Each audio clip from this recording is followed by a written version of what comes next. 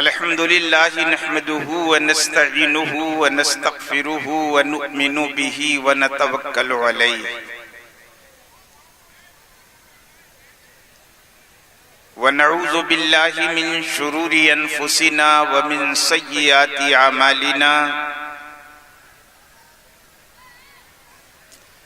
من يهده الله فلا مضل له ومن يضلله فلا هادي له ونشهد أن لا إله إلا الله وحده لا شريك له ونشهد أن سيدنا ومولانا محمدا عبده ورسوله أما بعد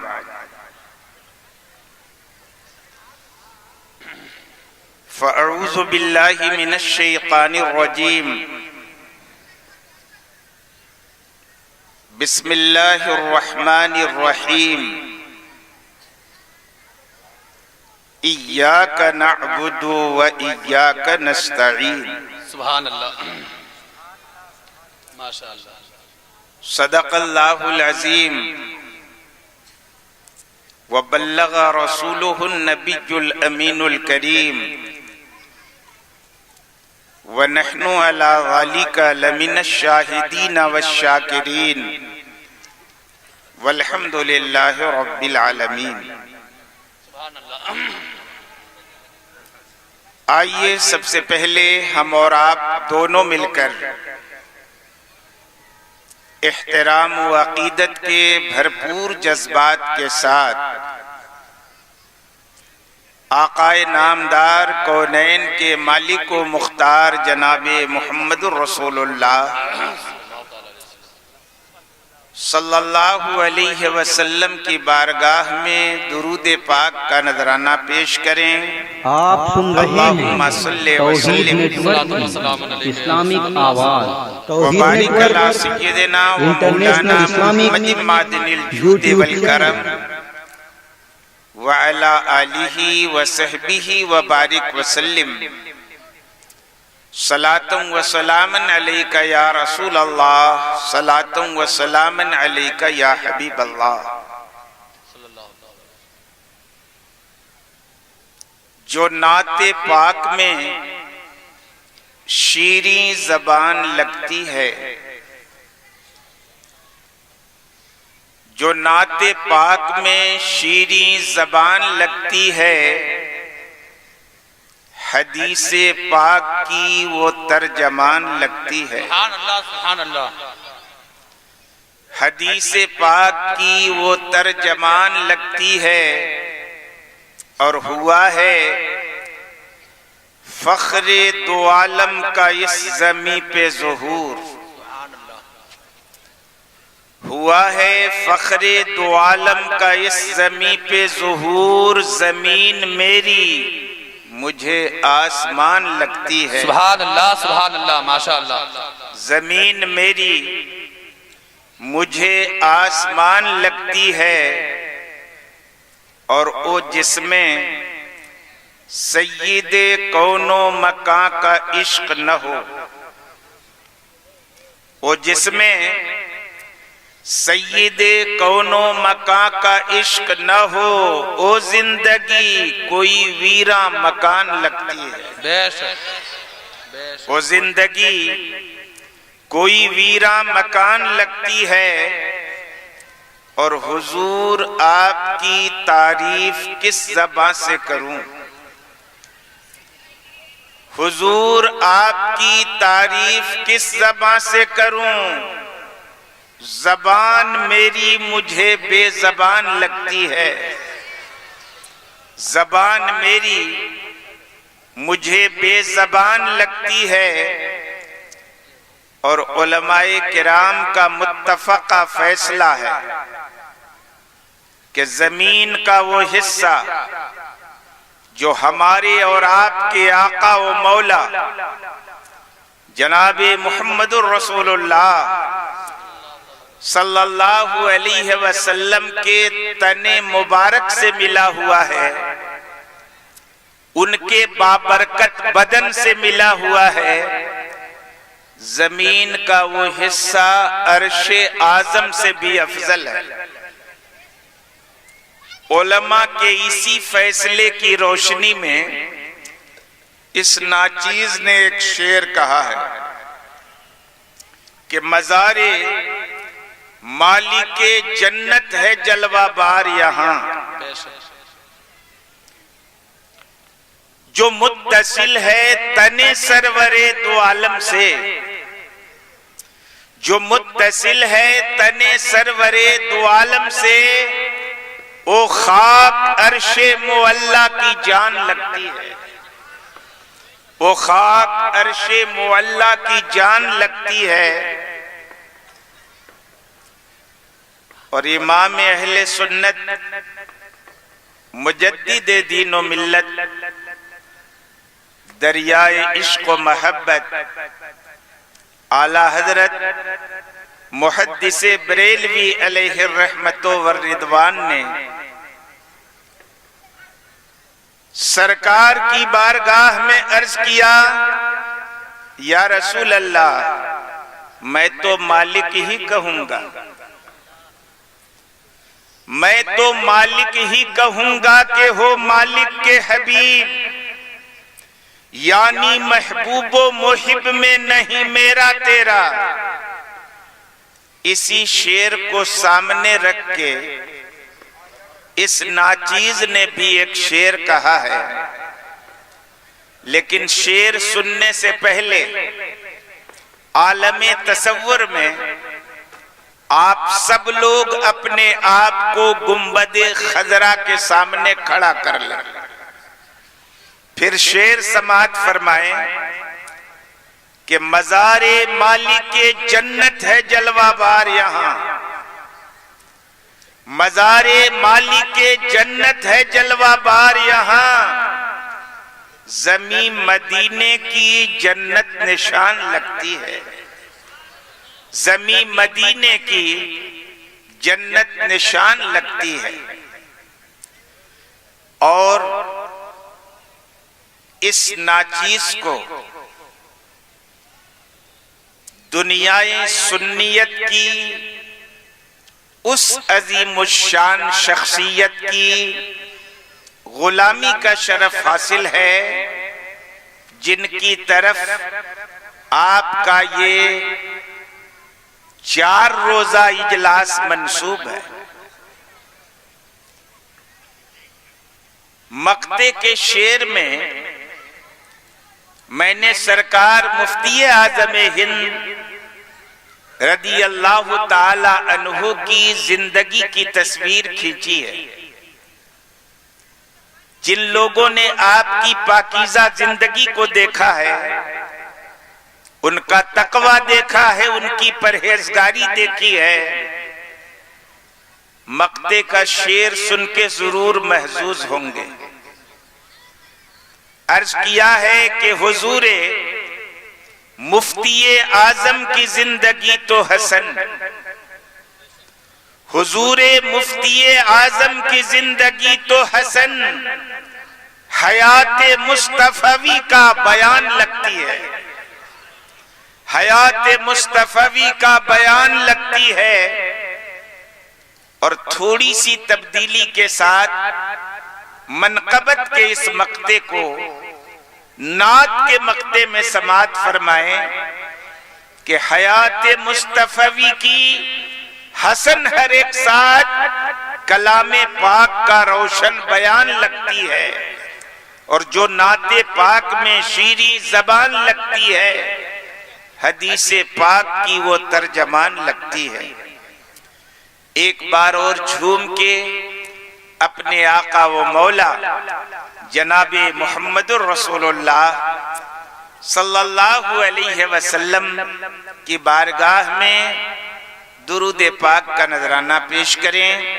اللہم صلی وسلم وبارک علی سیدنا و مولانا محمد معدن الجود والکرم وعلی آلہ وصحبہ وبارک وسلم۔ صلاۃ و سلام علیکہ یا رسول اللہ، صلاۃ و سلام علیکہ یا حبیب اللہ۔ حضرات،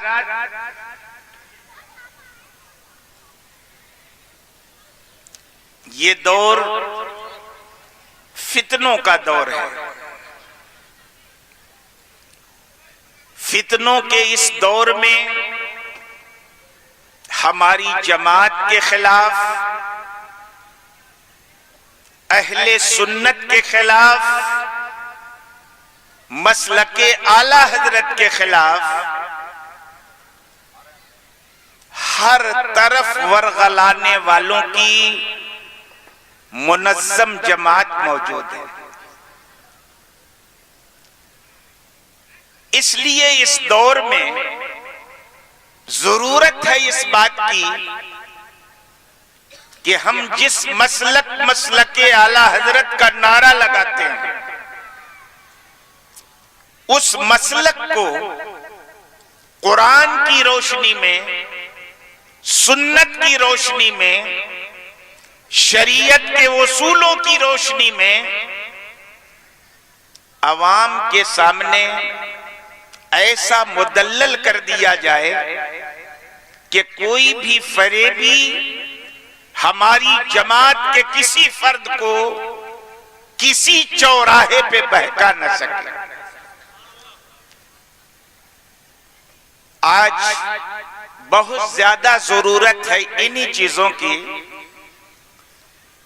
مسلک اعلی حضرت کا نعرہ لگانے سے مسلک اعلی حضرت کا فروغ نہیں ہوگا.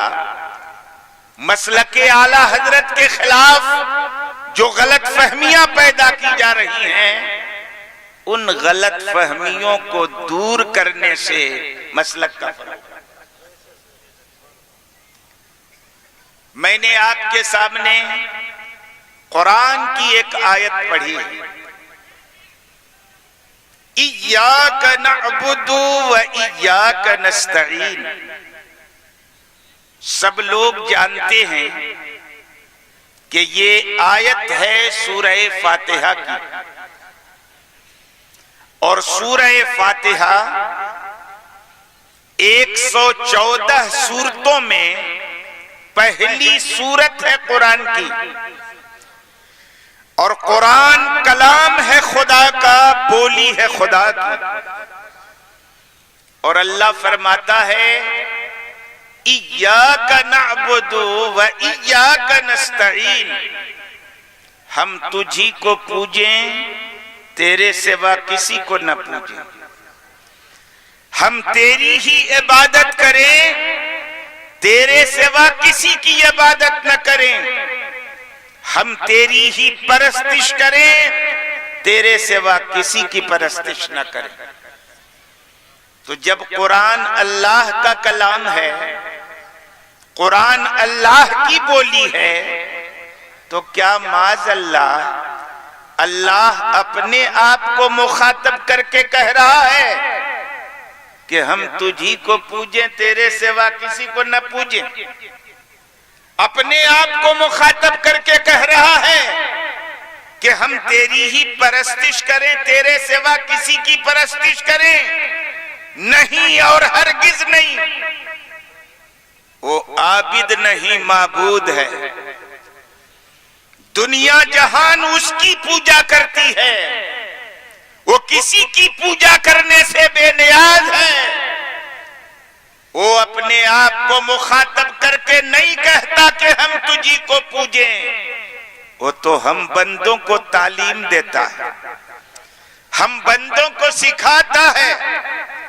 اے میرے بندو، ہم نے اپنے سوا سب کی پوجا سے تمہیں روک دیا ہے.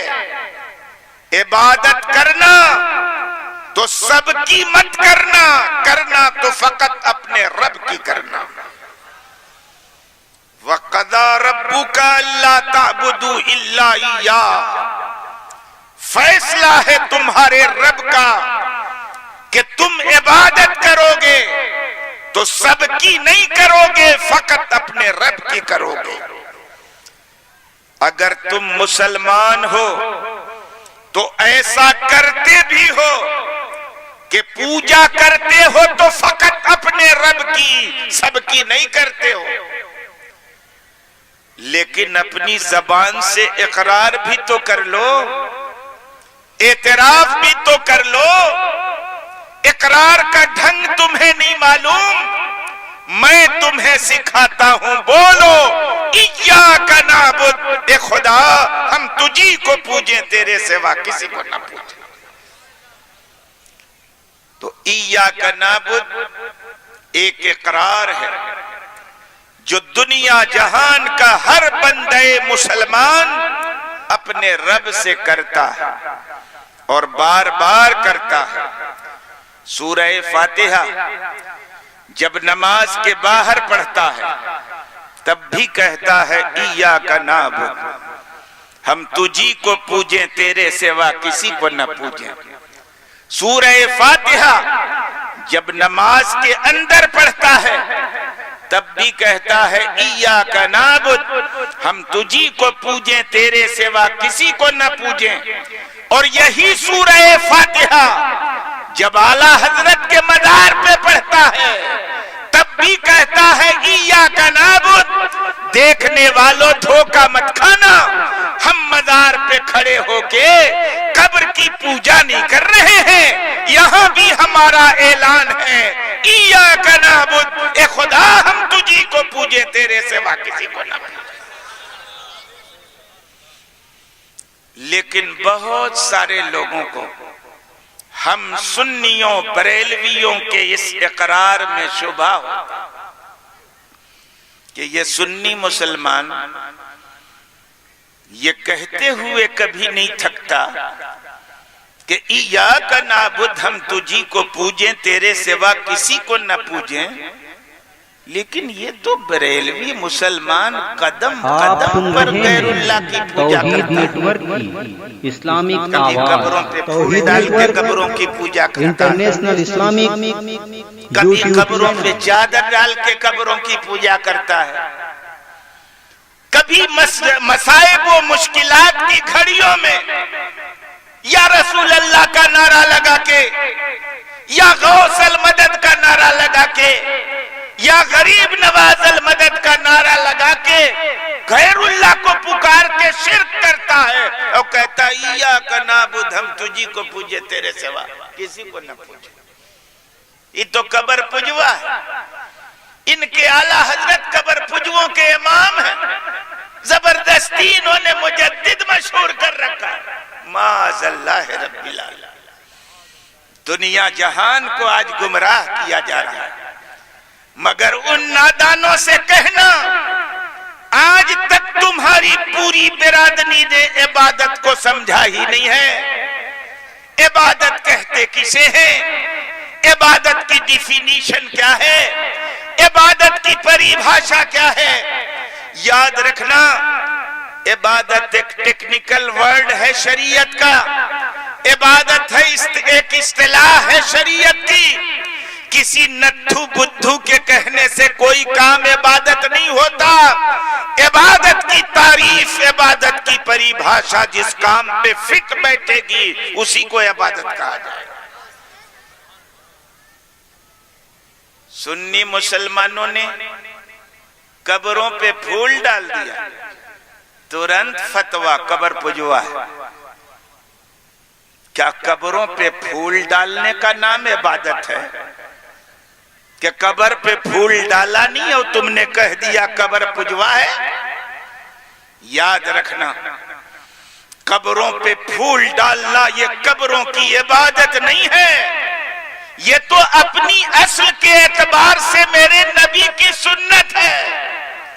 سنی مسلمان اپنے اصل کے اعتبار سے ایک سنت ادا کرتا ہے۔ بدھو کہتے ہیں عبادت کر رہا ہے، قبروں کی عبادت کر رہا ہے۔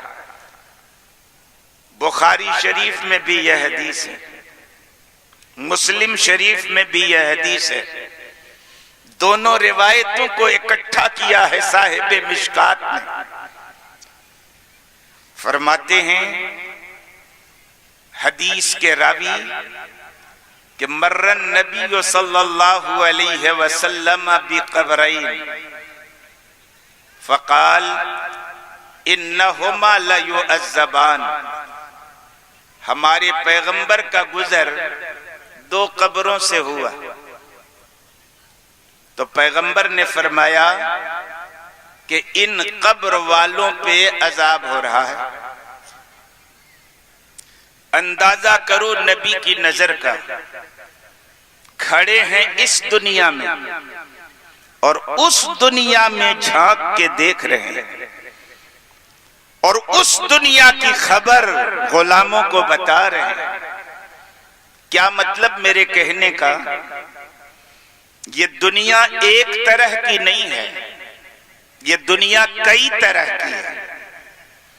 ایک دنیا وہ بھی تھی جہاں ہم سب لوگ یہاں آنے سے پہلے تھے، اسی کا نام ہے عالم ارواح، روحوں کی دنیا، آتماؤں کا سنسار یا ورلڈ آف سول۔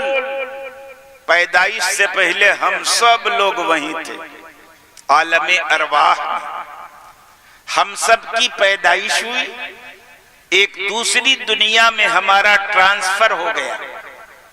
اس دنیا کا نام کیا ہے؟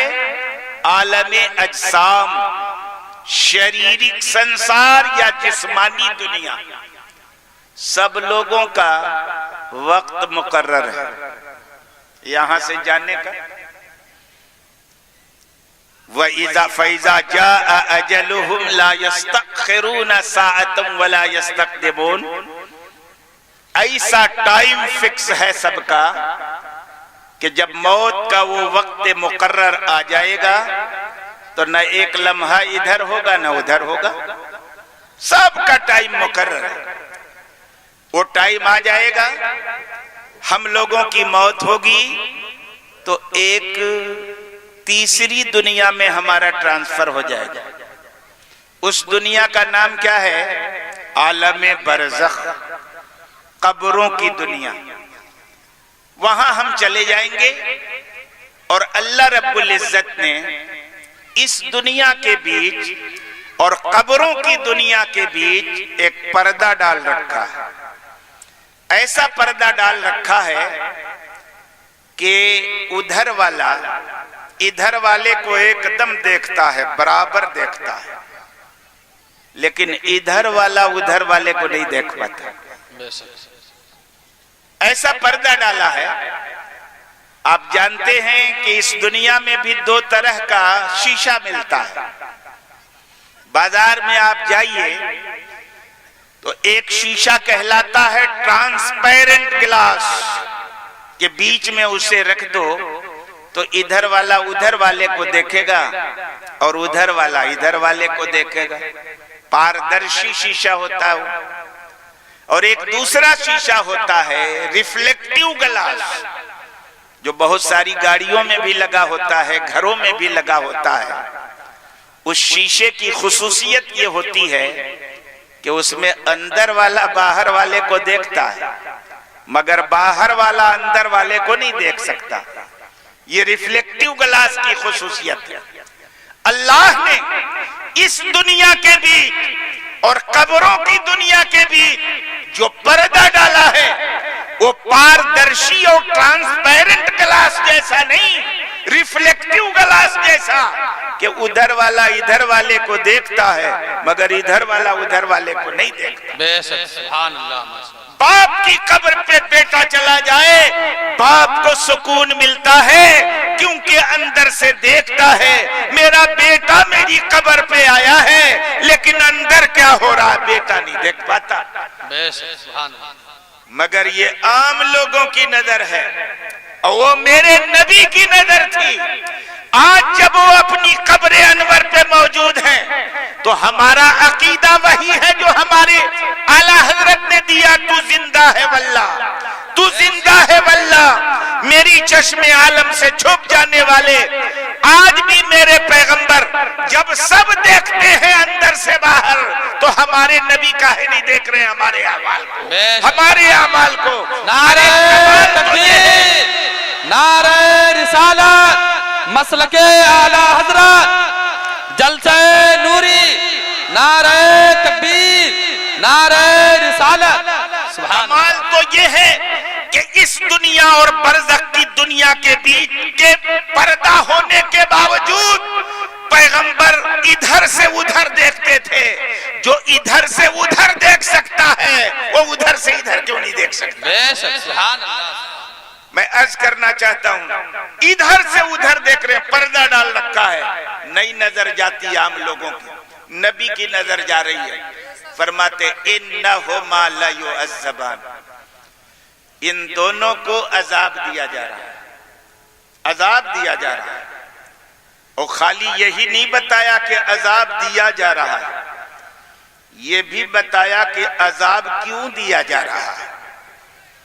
دنیا میں ایک ڈاکٹر ہوتا ہے، وہ خالی مرض کو نہیں جانتا، مرض کو بھی جانتا ہے، مرض کس وجہ سے ہوا ہے وہ بھی جانتا ہے، اور یہ مرض دور کیسے ہوگا وہ بھی جانتا ہے. ہمارے پیغمبر تو روحانی طبیب بھی تھے، جسمانی طبیب بھی تھے، بے شک وہ گناہ کو بھی جانتے تھے، عذاب کو بھی جانتے تھے، عذاب کس گناہ کی بنیاد پر ہو رہا وہ بھی جانتے تھے، اور یہ ہونے والا عذاب ختم کیسے ہوگا وہ بھی جانتے تھے، بے شک سبحان اللہ. وہ بھی جانتے تھے. پیغمبر نے فرمایا ان دونوں کو عذاب ہو رہا. کاہے ہو رہا؟ کہ وَمَا يُعَذَّبَانِ فِي كَبِيرٍ، ان دونوں کو کسی بڑے معاملے میں عذاب نہیں ہو رہا. بہت بڑا گناہ نہیں ہے ایسا، مشکل کہ اگر یہ لوگ چاہتے تو بچ نہ پاتے. بچنا آسان تھا لیکن بچے نہیں، قبر میں عذاب ہو رہا. کیا گناہ تھا ان کا؟ پیغمبر نے فرمایا اما احدہما فکان لا یستتر من البول، ان میں سے ایک آدمی ایسا تھا جو پیشاب کے چھینٹوں سے بچتا نہیں تھا. پیشاب کے چھینٹوں سے بچنا بہت مشکل کام ہے، مشکل ہے. اگر آدمی اتنی ٹائٹ جینز پہن لے تو کہ بقول شخص سے پتہ ہی نہ چلے کہ اسے سلوا کے پہنا ہے کہ پہن کے سلوایا ہے، تو بیٹھ تو پائے گا نہیں، کھڑے ہی کھڑے کچھ کرنا پڑے گا، اور کھڑے کھڑے کرے گا تو پیشاب کے چھینٹوں سے نہیں بچے گا. اور اگر نہیں بچے گا تو یاد رکھنا نبی کی حدیث بتاتی ہے کہ پیشاب کے چھینٹوں سے نہ بچنا قبر کے عذاب کا سبب ہے. انتظار کر رہا ہے قبر کا عذاب. اللہ. بے شک. تو ایک آدمی ایسا تھا جو پیشاب کے چھینٹوں سے بچتا نہیں تھا.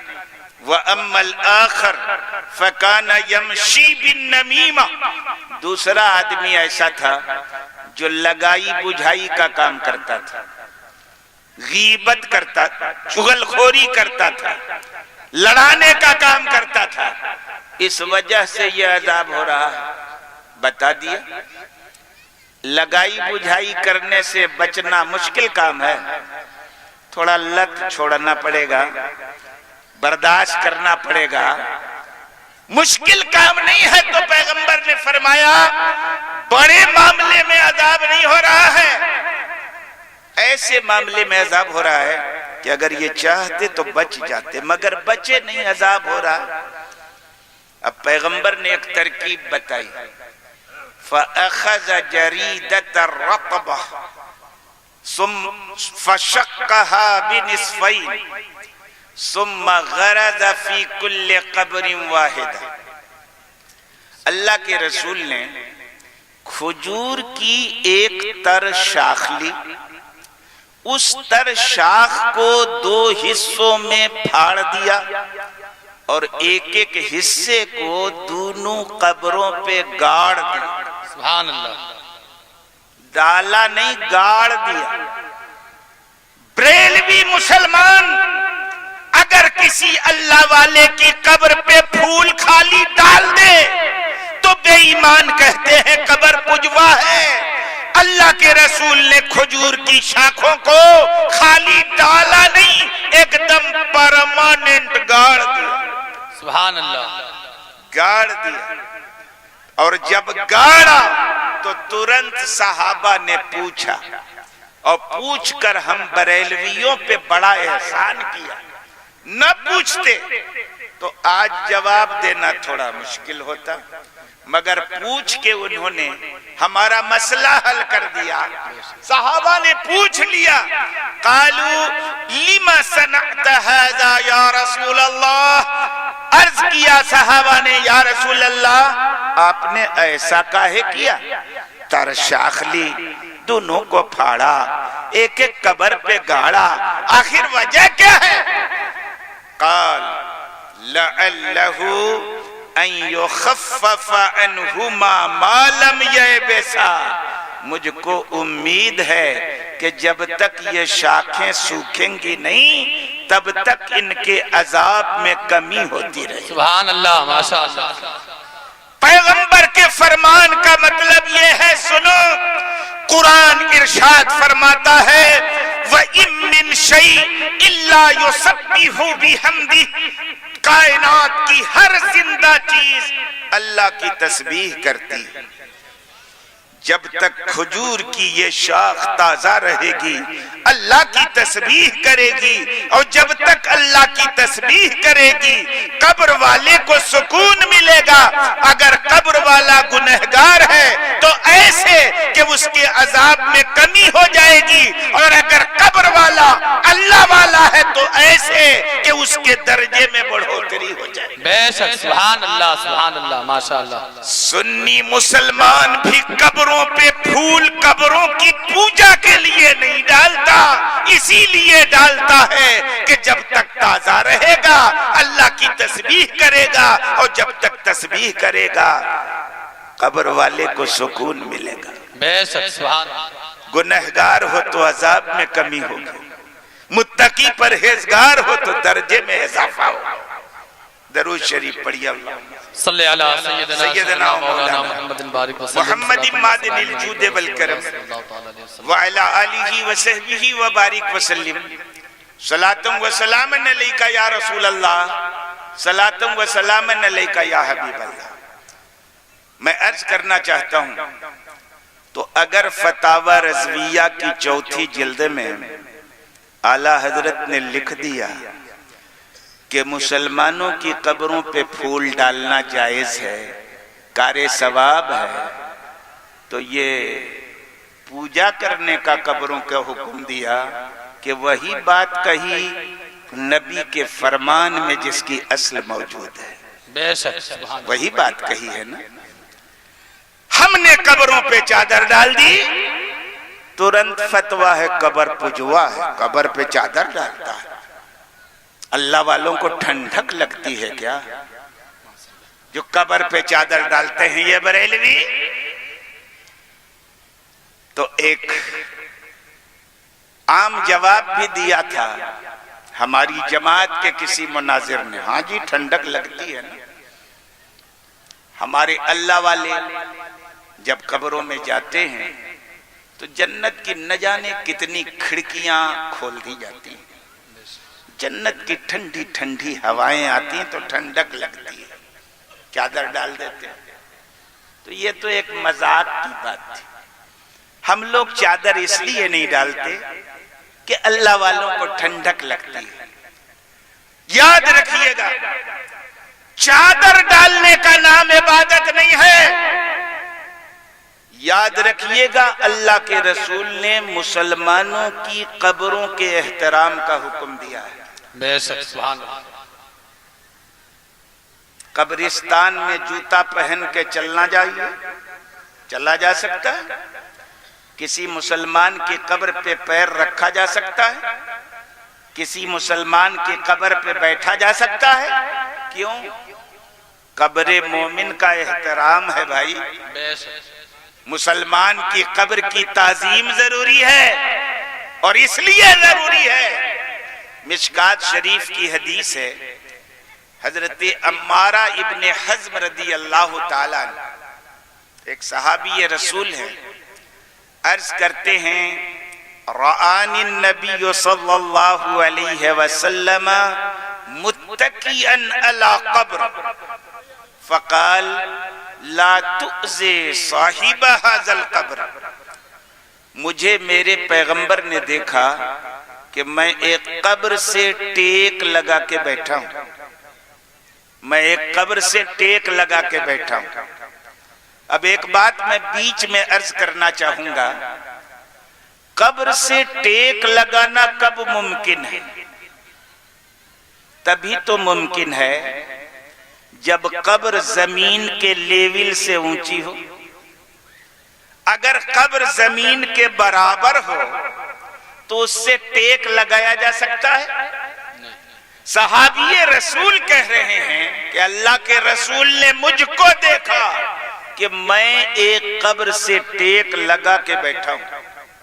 یہ دلیل اس بات کی نہیں ہے کہ اللہ کے رسول کے زمانے میں مسلمانوں کی قبریں زمین کے لیول سے اونچی ہوتی تھی۔ تب کاہے پیس ٹی وی سے اس بات کا پرچار ہوتا ہے کہ اللہ کے رسول نے حکم دیا ہے کہ اگر کوئی پختہ اونچی قبر دیکھو تو توڑ پھوڑ کے اس کو زمین کے لیول میں لے آؤ۔ ارے نبی کے زمانے میں جب مسلمانوں کی قبریں زمین کے لیول سے اتنی اونچی ہوتی تھی کہ صحابی رسول اس سے ٹیک لگا کے بیٹھے ہیں، تو کون ہوتا ہے پکی اونچی قبروں کو توڑ پھوڑ کے زمین کے لیول میں کرنے کا حکم دینے والا؟ میں عرض کرنا چاہوں گا، غلط فہمی پیدا کی جاتی ہے۔ مسلم شریف کی ایک حدیث ہے جس کی بنیاد پر لوگوں کو غلط فہمی ہوئی۔ کیا ہے وہ حدیث؟ سن لیجئے۔ حضرت ابو حیاج اسدی جو مولائے کائنات حضرت علی ابن ابی طالب رضی اللہ تعالی عنہ کے آزاد کردہ غلام ہیں، ابو حیاج اسدی اس حدیث کے راوی ہیں۔ وہ کہتے ہیں کہ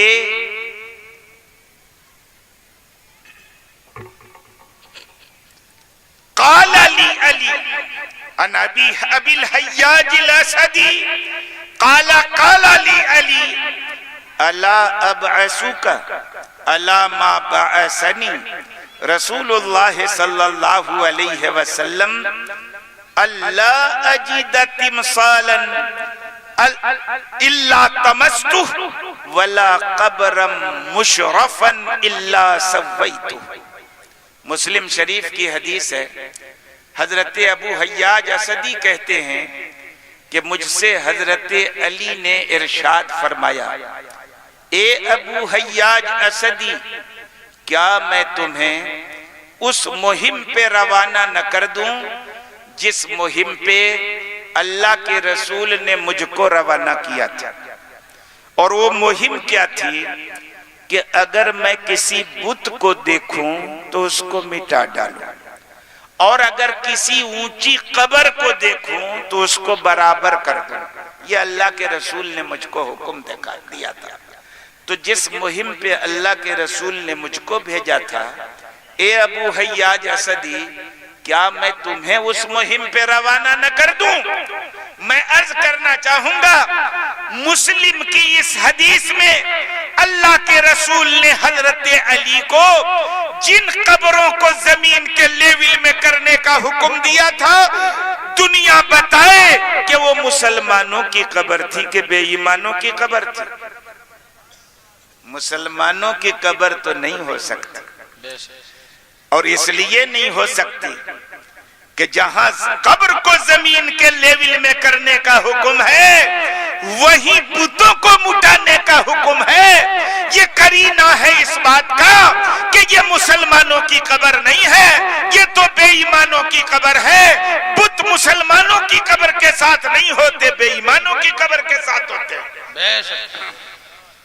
تمہارے گھٹنا پھوٹے نہ، نبی نے تو حکم دیا تھا بے ایمانوں کی قبروں کو زمین کے لیول میں کرنے کا۔ ان وہابی نجدیوں نے بلڈوزر چلوا کے صحابہ کی قبروں کو زمین کے لیول میں کر دیا۔ نبی نے کس چیز کا حکم دیا تھا اور بے ایمانوں نے کیا کر دیا؟ میں آپ سے پوچھنا چاہوں گا، اللہ کے رسول کے زمانے میں مسلمانوں کی جو قبر بنتی تھی وہ نبی کے حکم کے مطابق بنتی تھی کہ مسلمان اپنی طرف سے بنا دیتے تھے؟ صحابہ کی تو شان یہ تھی، وہ جو کرتے تھے نبی کے حکم سے کرتے تھے، نبی کے اشارے ابرو کے منتظر رہا کرتے تھے۔ اور میرے نبی کی یہ شان تھی کہ جب ان کے کسی غلام کا وصال ہوتا تھا تو جنازے میں عموماً شریک ہوتے تھے، شریک ہو کر اس کے لیے دعا کرتے تھے۔ اللہ نے ان کو ہدایت دے رکھی تھی، وَصَلِّ عَلَيْهِمْ إِنَّ صَلَاتَكَ سَكَنٌ لَهُمْ، اے میرے محبوب آپ ان کے لیے دعائے رحمت کیجئے، اگر آپ ان کے لیے دعا کر دیں گے تو ان کو سکون مل جائے گا۔ بے شک، سبحان اللہ سبحان اللہ، ماشاءاللہ۔ نبی جنازے میں شریک ہوتے تھے، اپنے غلام کی نماز جنازہ میں شریک ہوتے تھے، نبی کے حکم کے مطابق صحابہ قبریں بناتے تھے مسلمانوں کی۔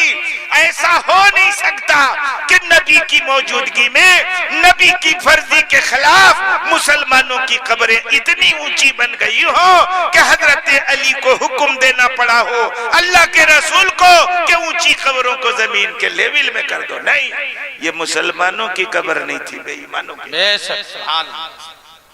تب تو صحابی رسول نے کہا کہ رانی النبی صلی اللہ علیہ وسلم متقین علی قبر، اللہ کے رسول نے مجھ کو دیکھا کہ میں ایک قبر سے ٹیک لگا کے بیٹھا ہوں، تو کیا فرمایا؟ قبر والے کو تکلیف مت پہنچاؤ۔ آپ اندازہ کیجئے کہاں بے ایمانوں کا یہ عقیدہ کہ نبی مر کے مٹی میں مل گئے، اور کہاں پیغمبر کی یہ حدیث کہ ایک عام میت کے بارے میں فرما رہے ہیں لا توزے صاحب ھذا القبر، ٹیک لگا کے قبر والے کو تکلیف مت پہنچاؤ۔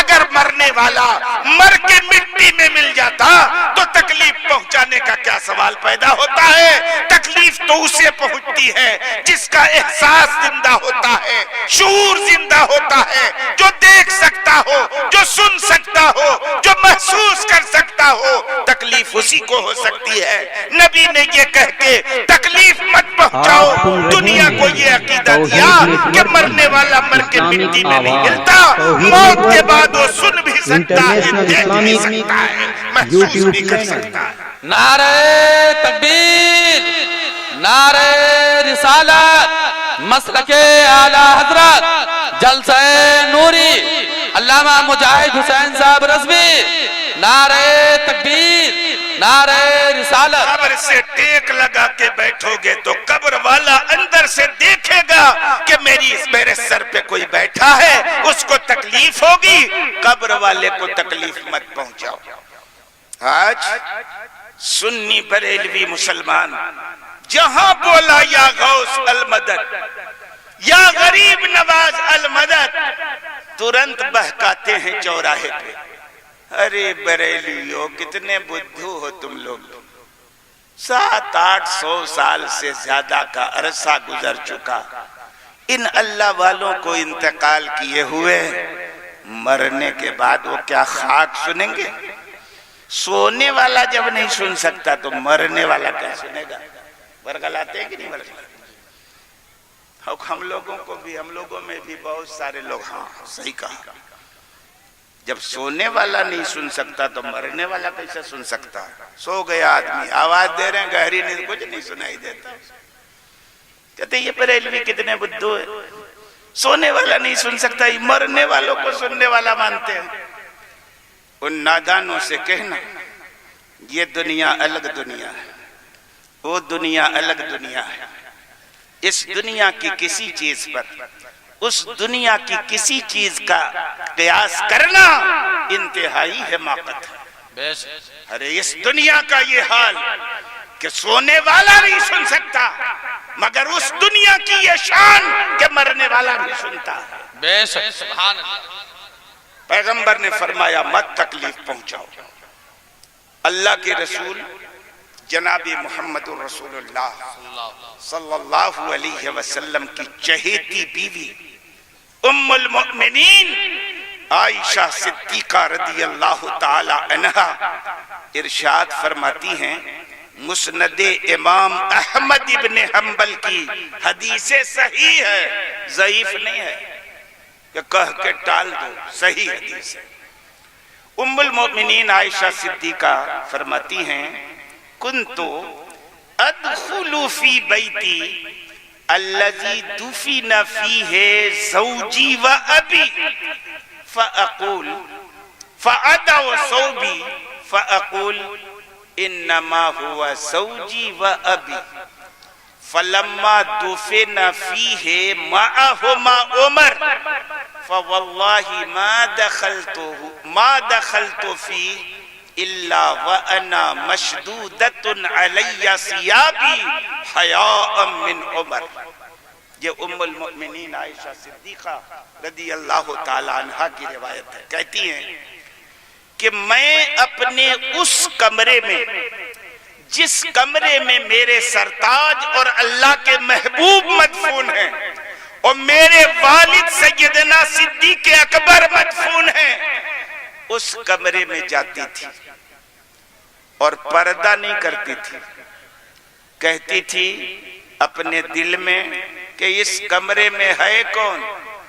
ایک ہیں میرے شوہر اور ایک ہیں میرے باپ۔ بیوی کا شوہر سے پردہ کیسا اور بیٹی کا باپ سے پردہ کیسا؟ بنا پردہ کی جاتی تھی۔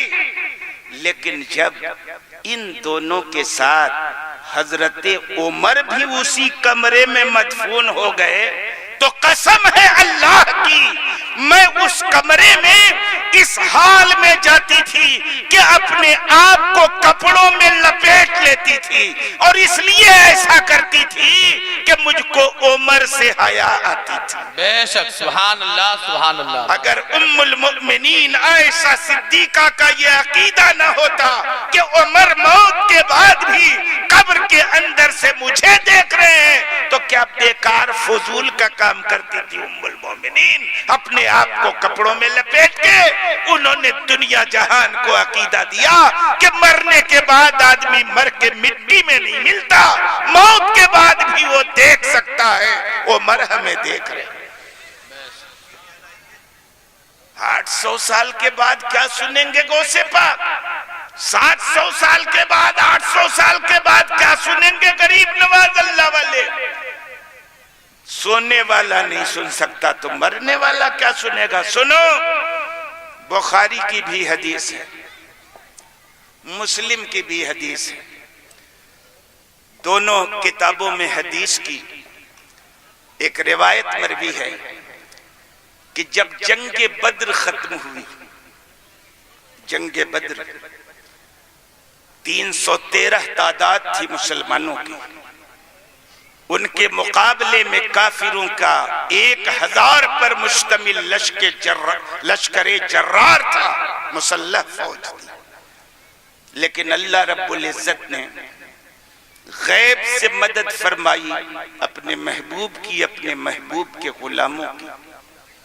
اتنی کم تعداد میں ہوتے ہوئے بے ایمانوں کے 70 سرماؤں کو انہوں نے موت کے گھاٹ اتار دیا، ابو جہل، عتبہ، ربیعہ سمیت، ان بڑے بڑے سرداروں سمیت 70 کو موت کے گھاٹ اتار دیا اور 70 کو قید کر کے لے آئے مدینہ طیبہ۔ جب جنگ ختم ہوئی تو اللہ کے رسول نے صحابہ کو حکم دیا کہ کافروں کو، لاشوں کو گھسیٹ کے گڈھے میں ڈال دو۔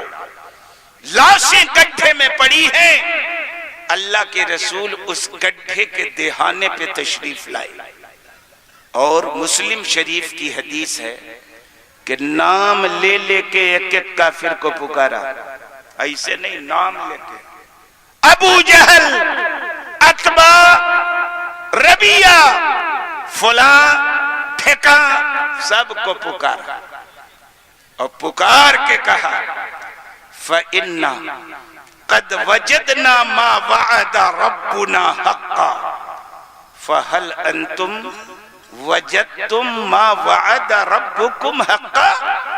اے ابو جہل بتا، عتبہ بتا، रबिया बता, हमारे रब ने जो हमसे वादा किया था वो वादा तो हमने पा लिया। बेशक सुभान देखा तुमने कैसी मदद की मेरे रब ने हमारी। तुम्हारे इतने सुरमाओं को हमने मौत के घाट उतार दिया। अल्लाह ने कैसी शानदार फतह अता फरमाई हमको, तो हमने तो वो वादा पा लिया जो हमारे रब ने हमसे किया था। तुम्हारे रब ने जो तुमसे वादा किया था वो पाए कि नहीं पाए बताओ। पूछना चाहते थे कैसा लग रहा है? ईमान की दावत तुमने कबूल नहीं की, उसके महबूब की रिसालत को तुमने नहीं माना, मुसलमानों से जंग करते हुए काफिर मर गए। काफिरों के साथ रब का जो वादा वो पूरा हुआ कि नहीं हुआ बताओ। ये इरशाद फरमा रहे थे अल्लाह के रसूल। बदर में कत्ल किए जाने वाले काफिरों को नाम ले लेके मुखातब करके फारूक आजम वहीं खड़े थे। अर्ज किया या रसूल अल्लाह तकल्लमु अजसादम बिला अरवाह। या रसूल अल्लाह आप किन से गुफ्तगू कर रहे हैं? अरे ये तो शरीर है बिना आत्मा के, जिस्म है बिना रूह के, ये बेजान लोग क्या सुनेंगे आपकी बात।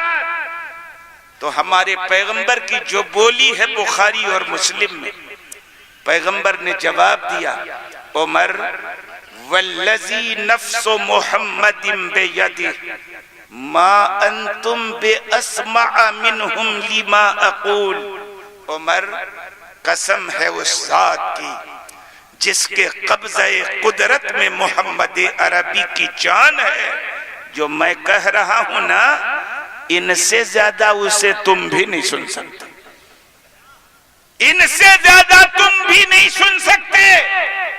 मैं आपसे पूछना चाहूंगा, अरे मरने के बाद जब अबू जहल उतबा रबिया जैसे बेईमान सुन सकते हैं तो गौसो ख्वाजा जैसे अल्लाह वाले काहे नहीं सुन सकते? बेशक सुभान अल्लाह माशाअल्लाह। मैं अर्ज करना चाहूंगा, लेकिन हमारे नबी ने कसम खा के कोई बात क्यों कही जाती है? इसीलिए ना कही जाती है कि सामने वाला इनकार कर रहा है। कसम खाई जाती इसीलिए इनकार करने वाला मान ले, मगर जिसके नसीब में इनकार कुफ्र लिख दिया गया हो अजल में, वो हजार दावत दो उसको वो कबूल नहीं कर सकता।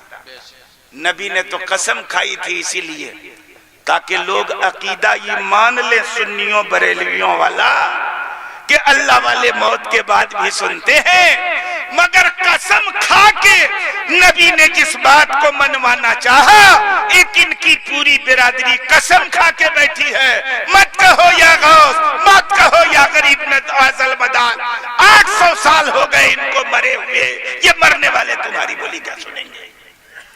मैं अर्ज करना चाहूंगा, क्या कहा नबी ने? ला तूज़े साहिबा हज़ल कब्र, कब्र वाले को तकलीफ मत पहुंचाओ। तकलीफ तभी होगी जब कब्र वाला अंदर से देखेगा कि मेरी कब्र पे बैठा है।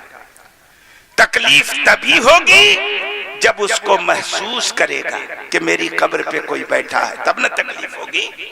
नबी ने कब्र से टेक लगाने से रोककर तकलीफ न पहुंचाने की बात करके दुनिया को यहाँ ये अकीदा दिया कि मुसलमान मरने के बाद भी सुनता है, देखता है, महसूस करता है। वहीं ये भी अकीदा दिया कि मुसलमानों की कब्रों का एहतराम जरूरी है। बेशक सुभान अल्लाह। उलमा ने मसला निकाला, कब्रिस्तान में जूता पहन के चलना नाजायज, कब्रों पे पैर रखना नाजायज, कब्रों पे बैठना नाजायज, कब्रों पे से टेक लगाना नाजायज।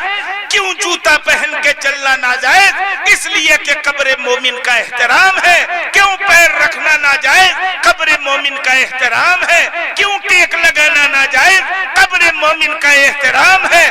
میں عرض کرنا چاہوں گا قبر مومن کا اگر یہ احترام ہے، پیر نہیں رکھا جائے گا، ٹیک نہیں لگایا جائے گا، نئے راستوں پہ قبرستان کے جوتا پہن کے نہیں چلا جائے گا۔ وہی اسپیشل احترام یہ ہے کہ اللہ والوں کی قبروں پہ چادر ڈال دی جائے گی تاکہ دنیا کو پتا چلے عام مسلمان کی یہ قبر نہیں ہے، اللہ کے محبوب کی قبر ہے۔ بے شک، سبحان اللہ، ماشاءاللہ۔ عام مسلمانوں کی قبر کے ساتھ احترام کا عام معاملہ، اللہ والوں کی قبر کے ساتھ احترام کا اسپیشل معاملہ ہے کہ نہیں؟ بے شک۔ سنی مسلمانوں نے جہاں کہیں یا رسول اللہ کا نعرہ لگا دیا، آپ نے سنا ہوگا کچھ سال پہلے لاہور میں تبلیغیوں کا ایک اجتماع ہوا، اتفاق سے ایک سنی مسلمان شریک تھا۔ اتنا چڑھتے ہیں بے ایمان یا رسول اللہ کے نعرے سے کہ اس نے نعرہ لگایا تو تبلیغی جماعت والوں نے اس کو پیٹ پیٹ کے موت کے گھاٹ اتارا۔ آیا تھا اخباروں میں، یہ خبر آئی تھی۔ میں عرض کرنا چاہوں گا بہت چڑ ہوتی ہے ان کو جب سنی مسلمان اللہ والوں کو پکارتا ہے، حد یہ کہ اللہ کے رسول کو پکارتا ہے تو کہتے ہیں غیر اللہ کو پکار رہا ہے، شرک کر رہا ہے۔ ہمارے علماء کہتے ہیں، ہمارے اعلیٰ حضرت نے جو مسلک دیا ہے، گیس سے جل جائیں بے دینوں کے دل، یا رسول اللہ کی کثرت کیجیے، جتنا چڑھے اتنا چڑھائیے، یا رسول اللہ کی کثرت کیجیے۔ یا رسول اللہ کا نعرہ شرک نہیں۔ ارے اگر اللہ کے رسول کو پکارنا شرک ہوتا تو نماز کے اندر اللہ حکم نہیں دیتا نبی کو پکارنے کا۔ جس نبی کو نماز کے اندر پکارنا شرک نہیں ہے، اس نبی کو نماز کے باہر پکارنا کیسے شرک ہو جائے گا؟ ہے کہ نہیں؟ میں عرض کرنا چاہوں گا تحیات پڑھنا واجب، اگر ایک لفظ بھی چھوٹ جائے تحیات کا، نماز ناقص، واجب الاعادہ، کامل نہیں ہوگی نماز۔ اسی میں ہے السلام علیکہ ایہا النبی ورحمت اللہ وبرکاتہ، السلام علینا وعلی عباد اللہ الصالحین۔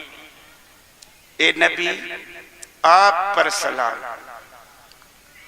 آپ پر اللہ کی رحمتیں، آپ کے لیے اللہ کی برکتیں، ہم پر سلام، اللہ کے نیک بندوں پر سلام، ہے کہ نہیں؟ اور کیسے سلام ہے؟ خالی السلام علی النبی نہیں، السلام علیکہ ایہا النبی، اے نبی آپ پر سلام۔ سلام بھی ہے اور نبی کو پکارنا بھی ہے، دونوں بات۔ اسی لیے ہمارے سنی علماء کہتے ہیں جس نبی کو نماز کے اندر پکارنا شرک نہیں ہے تو باہر پکارنا کیسے شرک ہو جائے گا؟ تو اگر یہ بات ہم کہیں کہ بھائی اگر ہم لوگ میلاد میں یا نبی سلام علیکہ کہہ دیں یا رسول اللہ کہہ دیں تو کہتے ہو شرک کر رہا ہے، لیکن ہم لوگوں کے ساتھ تم لوگ بھی تو نماز میں السلام علیکہ ایھا النبی پڑھتے ہو، تم بھی تو پکار کے نبی کو سلام کرتے ہو، وہ کاہے شرک نہیں ہے؟ تو اپنی جان بچانے کے لیے کہتا ہے۔ کون آ رہے ہیں؟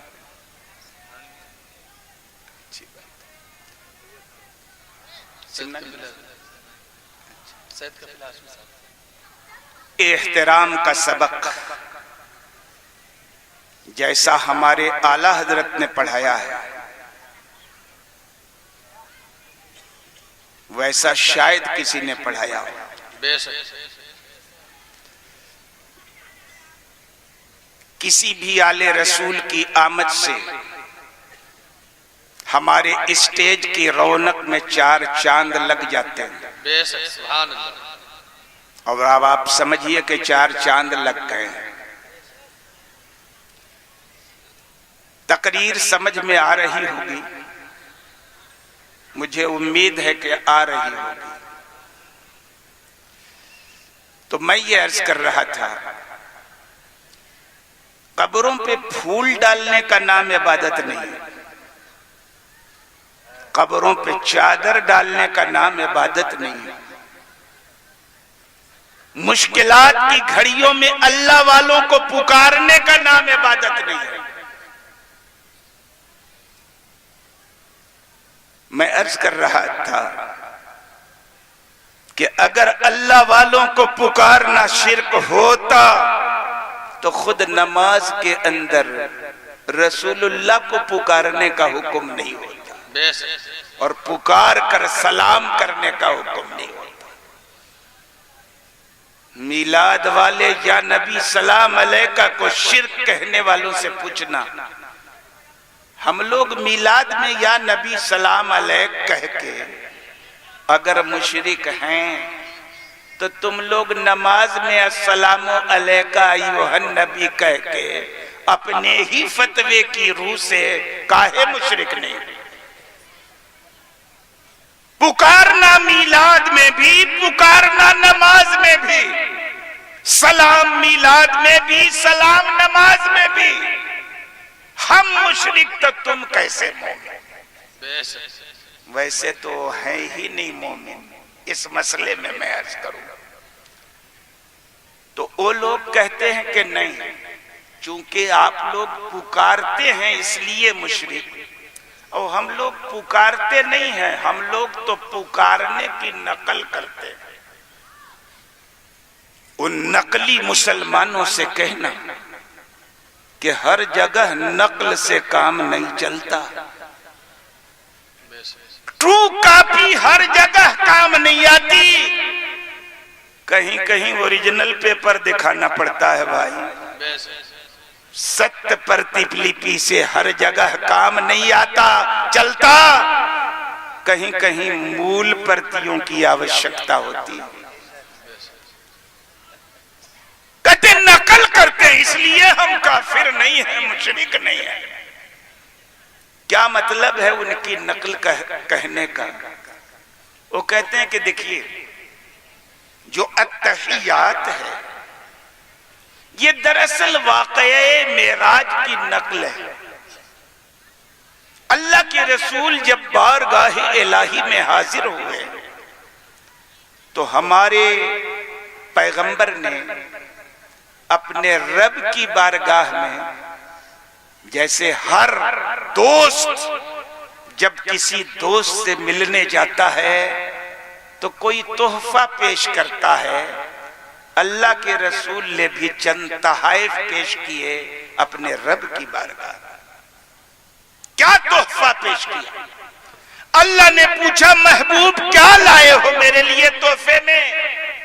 کہا اے میرے خدا تیری عبادت 3 طرح سے ہوتی ہے، کبھی زبان سے ہوتی ہے، کبھی اعضاء و جوارح سے ہوتی ہے، کبھی مال سے ہوتی ہے۔ اے خدا میں زبانی عبادت کا بھی تحفہ تیرے لیے لایا ہوں، التحیات، بدنی عبادت کا بھی تحفہ تیرے لیے لایا ہوں، والصلوات، اور مالی کا بھی عبادت کا تحفہ تیرے لیے لایا ہوں، الطیبات۔ یہ 3 تحفے لایا ہوں۔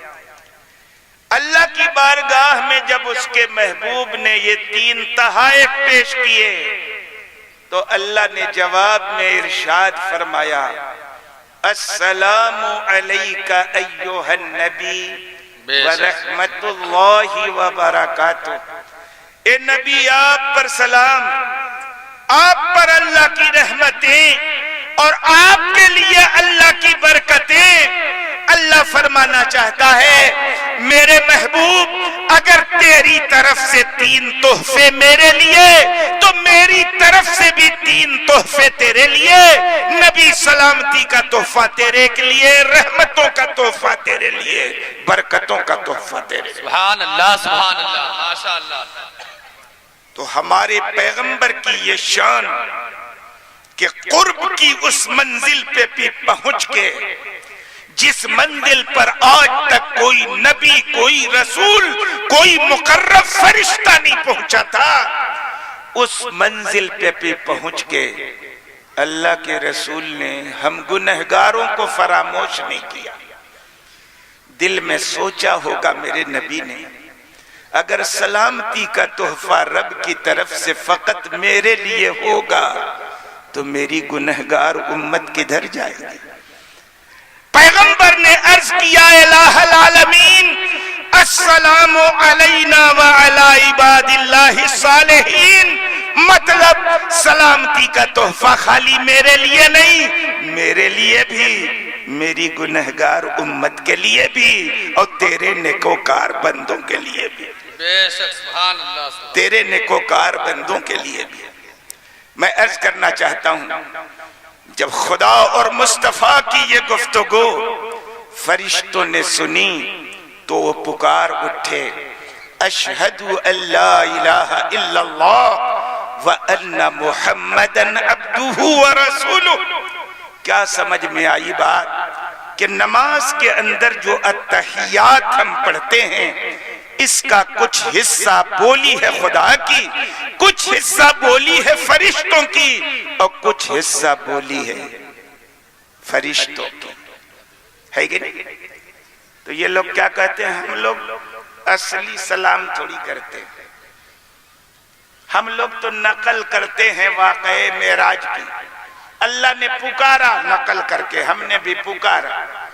اللہ نے سلام بھیجا، ہم نے بھی نقل کر کے سلام بھیجا. تو آپ لوگ پکارتے ہو اس لیے مشرک، ہم نقل کرتے اس لیے مومن. میں عرض کرنا چاہوں گا نقل سے ہر جگہ کام نہیں چلتا. سلام میں اللہ کے رسول کو سلام کرنا ہے کہ معراج کے واقعے کی نقل کرنا ہے. یہ طے کون کرے گا؟ اگر یہ طے ہو جائے کہ سلام کی نقل سے کام نہیں چلے گا، نبی کو سلام کرنا پڑے گا، تو طے ہو جائے گا کہ حق پر تم نہیں ہو، حق پر میں. بے شک سبحان اللہ سبحان اللہ. سنیے بخاری شریف کی حدیث ہے باب التشہد فی الآخرہ. حضرت عبداللہ ابن مسعود رضی اللہ تعالی عنہ سے مروی ہے. ایک ہی صفحے میں 2 روایتیں ہیں اس تعلق سے، دونوں کو اکٹھا کر کے میں آپ کے سامنے بیان کرتا ہوں. روایت کے الفاظ ہیں حضرت عبداللہ ابن مسعود فرماتے ہیں کننا اذا کننا مع النبی صلی اللہ علیہ وسلم فی الصلاة قلنا السلام علی اللہ، السلام علی جبریل، السلام علی میکائیل، السلام علی فلان. فالتفت الینا رسول اللہ صلی اللہ علیہ وسلم وقال لا تقولوا السلام علی اللہ فإن اللہ هو السلام ولكن قولوا التحیات للہ والصلوات والطیبات السلام علیک ایہا النبی ورحمت اللہ وبرکاتہ السلام علینا وعلی عباد اللہ الصالحین فإنکم اذا قلتموها بلغ كل عبد صالح في الارض والسماء اشهد ان لا اله الا الله وان محمدا عبده ورسوله. یہ حدیث تب کی ہے جب اللہ کے رسول نے نماز کے اندر التحیات پڑھنے کا حکم نہیں دیا، تب کی ہے. نماز یکبارگی مکمل نہیں ہوئی، نماز کے افعال، نماز کے ارکان رفتہ رفتہ درجہ بدرجہ مکمل ہو گئے. ابتدائی دنوں میں تو نماز کے اندر بولنا بھی جائز ہے، کلام سے نماز فاسد نہیں ہوتی، منسوخ، اب کلام تو نماز ختم ہے کہ نہیں؟ لیکن کچھ لوگوں کو پتہ ہی نہیں چلا، نماز میں بھی بول لیتا ہے، اذان میں بھی بول لیتا ہے، اشہد ان لا الہ الا اللہ، بٹیا دروازہ بند کر لینا، اشہد ان لا الہ الا اللہ، ہے کہ نہیں؟ ان کو پتہ نہیں کہ یہ حکم ختم ہو گیا۔ ابھی بھی آپ سعودیہ چلے جائیے، کتنے لوگوں کو دیکھیں گے نماز پڑھتے ہوئے موبائل سے دو چار بات کر کے رکھ لیتا ہے کہ ابھی نماز میں ہیں، بعد میں بات کریں گے۔ سنچار میں جب میں گیا تھا دوسری بار، بغل میں ایک آدمی کھڑا تھا نماز پڑھنے کے لیے، فون کی گھنٹی بج گئی، سوئچ آف بھی نہیں کرتا، فون کی بنٹی بج گئی حرم شریف میں، آرام سے نکالا جینس کی جیب سے، کہا انا فی الصلاة کلم بعد الصلاة، رکھ لیں، ابھی نماز پڑھ رہا ہوں، نماز بعد بات کر لینا، اور نماز بھی پڑھ رہا ہے بدستور، ہے کہ نہیں؟ ان کو معلوم ہی نہیں ہے کہ اب کلام سے نماز فاسد ہوتا تھی، شروع میں ایسا تھا۔ شروع میں اللہ کے رسول رفع یدین کرتے تھے، بخاری شریف کی ڈھیر ساری صحیح حدیثیں اس کو بتاتی ہیں۔ ان لوگوں کو پتہ ہی نہیں چلا کہ یہ حکم منسوخ ہو چکا ہے، اب یہ حکم نہیں ہے، ابھی بھی کنجڑوا برادری وہی کر رہی ہے جو منسوخ ہو چکا۔ یک بار کی تکمیل نہیں ہوئی نماز کے ارکان کی، رفتہ رفتہ ہوئی۔ یہ بات تب کی ہے جب اللہ کے رسول نے تحیات پڑھنے کا حکم نہیں دیا۔ کہتے ہم لوگ جب اللہ کے رسول کے ساتھ ہوتے نماز میں تو کہتے، وہی قاعدے کی بات ہے، کہتے اللہ پہ سلام، السلام علی اللہ، جبریل پہ سلام، میکائیل پہ سلام، فلاں پہ سلام، یہ کہا کرتا تھا۔ اللہ کے رسول نے سن لیا، کبھی کبھی آہستہ بات بھی سن لیے جاتی ہے، اور پیغمبر کی شان کہ وہ تو دل میں کوئی بات سوچیے تو جان لے، جو نبی حالت نماز میں آگے پیچھے ویسے دیکھے، یکساں، جیسے آگے ویسے پیچھے۔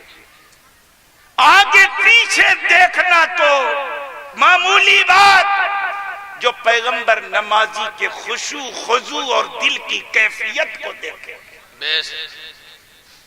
سن لیا پیغمبر نے، کہا السلام علی اللہ، پیغمبر نے فرمایا لا تقولوا السلام علی اللہ فإن اللہ هو السلام، السلام علی اللہ مت کہنا، کیونکہ اللہ ہی تو سلام ہے، سلام اللہ ہے۔ دنیا جہان جب کسی مصیبت میں گرفتار ہوتی ہے تو مصیبت سے نجات دے کے سلامتی کی برسات تو اللہ برساتا ہے، اس کو کسی چیز کا خطرہ نہیں، وہ سارے عالم سے مستغنی اور بے نیاز ہے، اس پر سلام بھیجنے کا کوئی مطلب نہیں۔ مت کہو السلام علی اللہ، کیا کہو التحیات للہ والصلوات والطیبات، السلام علیکہ ایھا النبی ورحمت اللہ وبرکاتہ، السلام علینا وعلی عباد اللہ الصالحین۔ اس لیے کہ تم لوگ جب یہ کہتے ہو تو زمین اور آسمان میں جتنے نیک بندے ہیں سب تک تمہارا سلام پہنچ جاتا ہے۔ کیا سمجھ میں آئی بات؟ التحیات میں جس سلام کا حکم ہے، یہ نقلی والا سلام نہیں ہے، اصلی والا سلام ہے۔ سلام کی نقل کرنے سے سلام نہیں پہنچتا، اصلی سلام کرنے سے سلام پہنچتا ہے۔ جب نبی کی حدیث کی روشنی میں التحیات کا سلام بندوں تک پہنچتا ہے تو یہ دلیل ہے اس بات کی کہ نماز میں سلام کی نقل سے کام نہیں چلے گا، اصلی سلام کرنا پڑے گا، ہے کہ نہیں؟ تو جب اصلی سلام کرنا ہے تو کیا فرق ہوا میلاد والے یا نبی سلام علیکہ میں اور نماز والے السلام علیکہ ایوہ نبی میں؟ ارے بے ایمان جب وہ شرک نہیں ہے تو یہ کائے شرک ہو جائے گا؟ اور پھر ان سے پوچھنا، اللہ نے ایمان والوں کو حکم دیا ہے نبی پہ سلام بھیجنے کا، حکم دیا نا، صلو علیہ وسلم تسلیما، اے ایمان والوں نبی پہ درود بھیجو اور خوب سلام بھیجنا، تھوڑا سا نہیں، خوب سلام بھیجنا۔ تو تم لوگ سلام بھیجتے کہاں ہو ان سے پوچھنا۔ میلاد میں ہم بھیجیں تو شرک ہے، نماز میں بھیجتے ہی نہیں کیونکہ نقل کرتے ہو، اصلی کر دو تو مشرک ہو جاؤ اپنے فتوے کی روح سے۔ تو اس حکم کی تعمیل کدھر کرتے ہو؟ میلاد میں شرک ہے، نماز میں نقل ہے، اصلی سلام ہے کہاں تمہارا؟ تو بات دراصل یہی ہے کہ اللہ نے اپنے محبوب پر ایمان والوں کو سلام پڑھنے کا حکم دیا ہے، بے ایمانوں کو حکم ہی نہیں دیا ہے۔ اس لیے جتنے بے ایمان ہیں نماز کے اندر سلام کی نقل کرتے ہیں اور باہر سلام بھیجو تو کہتے ہیں شرک کرتے ہیں۔ سبحان اللہ، ہے کہ نہیں؟ درود شریف پڑھی، اللہم صلی وسلم وبارک علی سیدنا و مولانا محمد مادن الجود والکرم وعلی آلہ وصحبہ وبارک وسلم، صلاۃ و سلام علیکہ یا رسول اللہ، صلاۃ و سلام علیکہ یا حبیب اللہ۔ اور اگر یہ والی برادری انکار کرے تب تو سمجھتا ہے، کچھ سمجھ میں آتی ہے بات، یہ تو شتر بے مہار، نہ فقہ مانتا ہے نہ فتوے کی کوئی کتاب مانتا ہے۔ لیکن جب ای والا بد مذہب اس طرح کا سوال کرتا ہے اور اپنے آپ کو حنفی مسلمان کہہ کے دنیا جہان کو دھوکہ دیتا ہے، تب ہم لوگوں کو بہت زیادہ حیرت ہوتی ہے۔ جو مسلک ہمارا ہے اگر حنفی ہو تو فتاوی شامی تو فقہ حنفی کی معتبر ترین کتاب ہے، تمہارے دارالفتہ میں بھی وہ کتاب، اس سے فتویٰ دیتے ہو، ہمارے دارالفتہ میں بھی وہ کتاب، ہم بھی فتویٰ دیتے ہیں۔ کیا نظریہ ہے ان کا؟ کیا نظریہ ہے فقہ حنفی میں؟ نقل کرنے والا کہ تحیات میں سلام مت کرنا، سلام کی نقل کرنا نہیں۔ فتاوی شامی کی عبارت ہے وَيَقْصُدُوا بِأَلْفَاظِ التَّشَهُّدِ مَعَانِهَا مُرَادَةً لَهُ كَأَنَّهُ يُحَيِّي اللَّهَ وَيُسَلِّمُ عَلَى نَفْسِهِ وَنَبِيِّهِ لَا عَلَى وَجْهِ الْإِخْبَارِ۔ میں عرض کرنا چاہتا ہوں، فتاوی شامی میں لکھا ہے کہ جب کوئی آدمی تحیات پڑھے تو التحیات کے الفاظ کا جو معنی ہے وہ قصد کر کے مراد لے کے پڑھے، ایسے پڑھے جیسے خود وہ اللہ کی بارگاہ میں اپنی عبادت پیش کر رہا ہے، نقل نہیں۔ اپنی معراج میں خدا کے محبوب نے اپنی عبادت کا نذرانہ اللہ کی بارگاہ میں پیش کیا تھا۔ تم جب نماز کے اندر اپنی معراج میں جاؤ تو اپنی عبادت کا نذرانہ خدا کی بارگاہ میں پیش کرو، نقل نہیں۔ معراج میں جیسے اللہ نے اپنے محبوب کو سلام کیا تھا، سلام بھیجا تھا محبوب پہ، تم جب نماز کے اندر جاؤ تو تم بھی خدا کے محبوب پہ خود سلام بھیجو، سلام بھیجو۔ میں عرض کرنا چاہوں گا، اخبار کی نیت نہیں ہونی چاہیے، معراج کے واقعے کی نقل نہیں ہونی چاہیے، قصداً نبی کو سلام بھیجنا چاہیے۔ درود شریف پڑھیے، اللہم صلی وسلم وبارک علی سیدنا و مولانا محمد مادن الجود والکرم وعلی آلہ وصحبہ وبارک وسلم، صلاۃ و سلام علیکہ یا رسول اللہ۔ ہمارے اعلیٰ حضرت نے جو مسلک ہمیں دیا اللہ کے رسول کے تعلق سے، اللہ کے رسول کو پکارنے کے تعلق سے، یہ کوئی نیا مسلک ہے؟ سرکار کو پکارنے کا طریقہ یہ صحابہ سے لے کر آج تک کنٹینیو مسلمانوں میں چلا رہا۔ آخری بات میں آپ کی خدمت میں پیش کروں، ایک مشہور روایت ہے حضرت عبداللہ ابن عمر رضی اللہ تعالیٰ عنہ، الشفا بتعریف حقوق المصطفیٰ، 6 صدی ہجری کے نامور عالم اور مورخ سیرت نگار حضرت علامہ قاضی ایاز مالکی رحمت اللہ علیہ کی تصنیف الشفا بتعریف حقوق المصطفیٰ، آج کی کتاب نہیں، 800 سال پہلے کی کتاب۔ انہوں نے ایک روایت نقل کی حضرت عبداللہ ابن عمر کی، کہتے ان ابن عمر خدیرت رجلا فقیل له اذکر احب الناس الیک فصاح یا محمد فانتشر۔ کیا روایت کا مفہوم ہے کہ حضرت عبداللہ ابن عمر کا کسی موقع پہ پیر سو گیا تو ان کو مشورہ دیا گیا کہ لوگوں میں سب سے زیادہ پیاری شخصیت جو آپ کی نظر میں ہونا، آپ اسی کو پکار لیجئے، ٹھیک ہو جائے گا، یا زلن پکار لیجئے، ٹھیک ہو جائے گا۔ آپ اندازہ کیجئے، ان بے ایمانوں سے پوچھئے، آج مشکلات کی گھڑیوں میں اللہ کے رسول کو پکارنا شرک ہوا ہے۔ ارے یہ مشورہ دے رہے ہیں حضرت عبداللہ ابن عمر صحابی رسول کو، اور صحابی کو مشورہ دینے والا کون ہوگا؟ یا تو خود صحابی ہوگا یا خود تابعی ہوگا۔ وہ لوگ بھی تو کہتے ہیں خیر القرون میں جو چیز رائج ہو گئی وہ بدعت نہیں ہوتی، وہ گمراہی نہیں ہوتی۔ خیر القرون میں حضرت عبداللہ ابن عمر کا پیر سویا، تکلیف ہوئی، لوگوں نے مشورہ دیا، صحابہ نے مشورہ دیا، کم سے کم تابعین نے مشورہ دیا کہ لوگوں میں سب سے جو پیارا ہو یاد کر لیجئے، ٹھیک ہو جائے۔ تو صحابہ کی نظر میں خدا کے محبوب سے پیاری کسی کی شخصیت نہیں ہو سکتی۔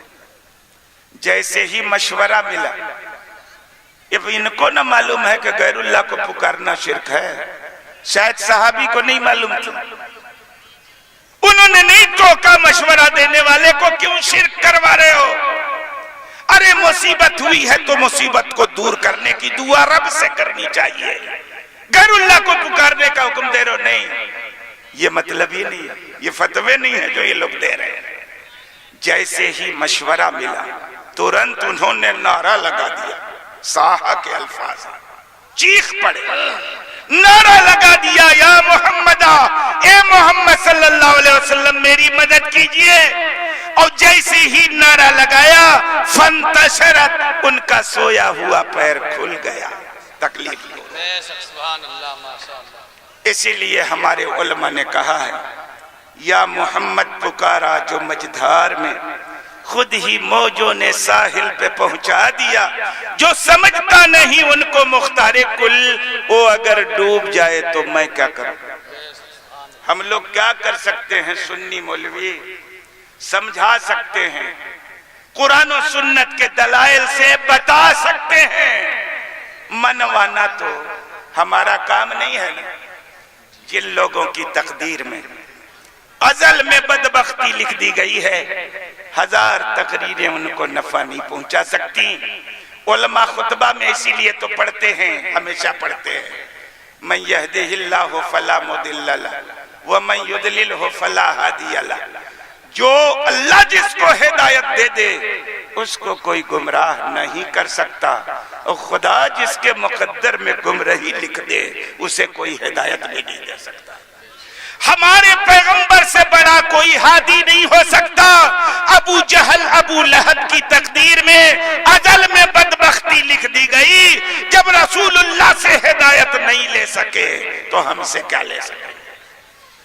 بد مذہبوں کی تو نشانی بیان کی ہمارے پیغمبر نے کہ نکلے گا جب اسلام سے تو ہوگا کیا؟